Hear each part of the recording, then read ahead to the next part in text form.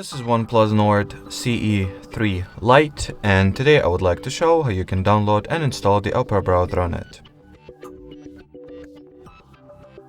First step is to make sure that your phone is connected to the Wi-Fi, then launch the Play Store, sign into your Google account if you haven't already, then at the search bar, type in the Opera query. Once the needed app is found, you can install it directly from the search results by tapping at the respective install button in front of it. Then wait for a few seconds for it to be downloaded and installed. Next, open the app. Then tap at the continue button once it appears over here.